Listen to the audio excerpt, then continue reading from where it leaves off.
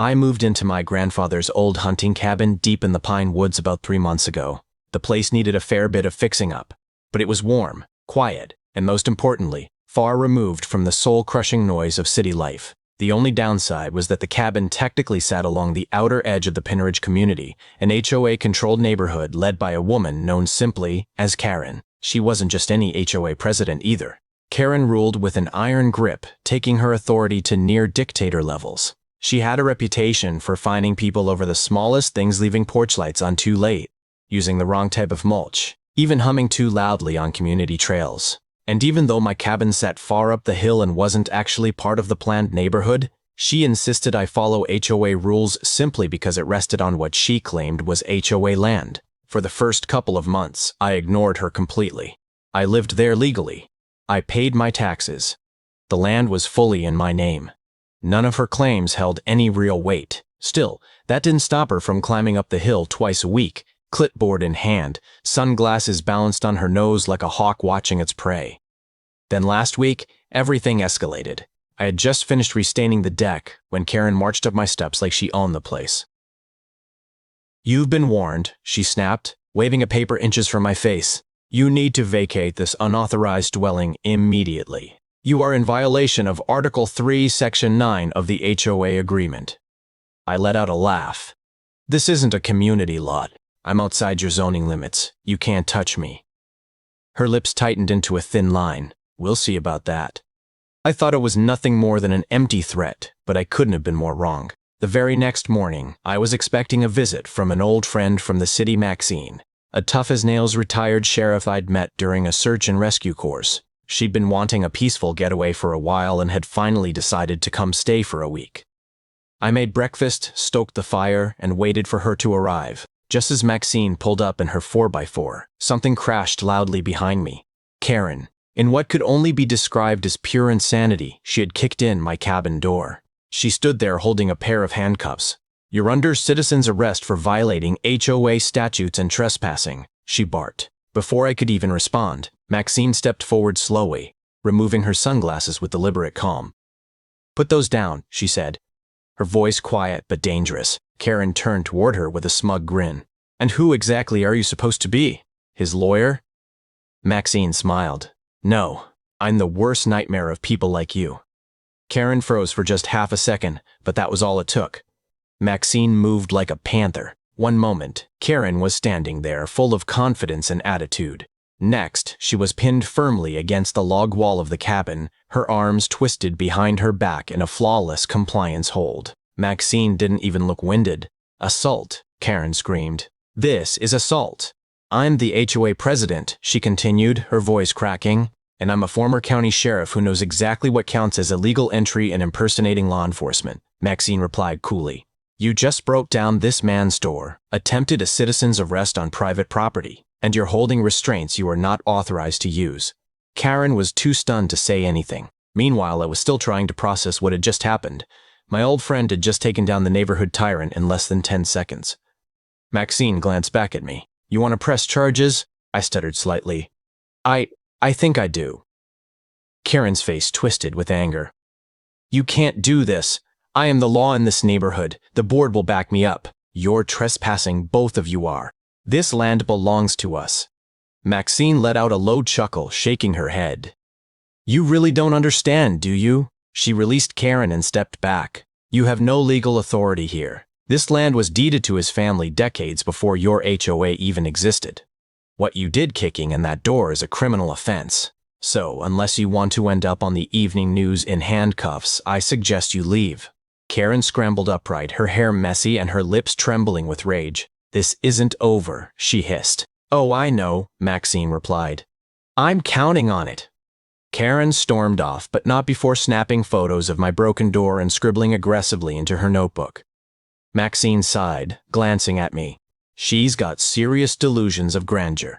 "No kidding," I muttered, examining the shattered doorframe. We spent the next hour boarding it up as best we could, while I called the sheriff's department to report everything. The dispatcher took it seriously, especially after Maxine gave her statement and provided her retired badge number. We were told a deputy would come out the following morning. That night, we sat by the fire drinking coffee, laughing over old memories. But underneath it all, there was tension. We both knew Karen wouldn't just let this go. And we were right. At sunrise, we woke up to a new surprise. Karen had returned with backup. The sun had barely risen above the trees when I heard engines approaching. More than one. I looked out through the boarded window and nearly choked on my coffee. 3 golf carts, 2 SUVs, and a utility truck. They were parked at the edge of my clearing like something out of a ridiculous HOA-themed Western. Karen stepped out first, now fully dressed for the roll-tight khakis, a neon orange HOA vest, and, unbelievably, a plastic badge that she had probably ordered online. Behind her stood 5 loyal followers, gray-haired retirees, armed with clipboards, walkie-talkies, and yardsticks. I recognized some of them from HOA meeting notes I had once skimmed out of curiosity. They called themselves the Enforcement Committee.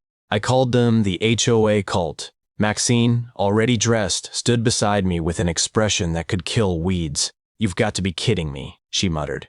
Karen raised a bullhorn. "This is an official HOA operation. You are in violation of community codes and will be escorted off the premises immediately." I stepped onto the porch.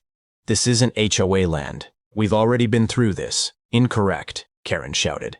"This entire ridge falls under the protected covenant zone outlined in Addendum C, Section 512. All special use residential properties must be reviewed by the board. Your structure has been reviewed and declared unfit." I stared at her. "You reviewed my property without permission?" Karen smirked. "The board has full authority to conduct visual inspections whenever necessary. We brought backup to enforce compliance." She gestured forward, and her clipboard army marched ahead.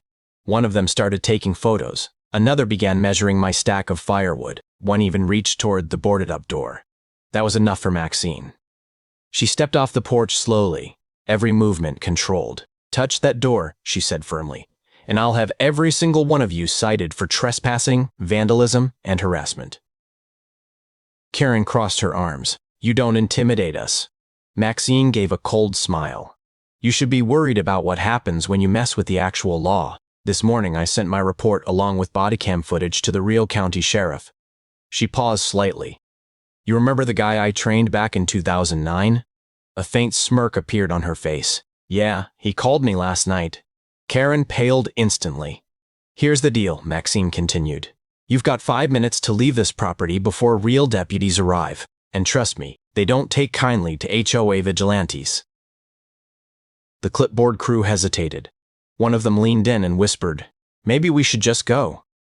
Karen snapped back under her breath. "We are not backing down. We are the board."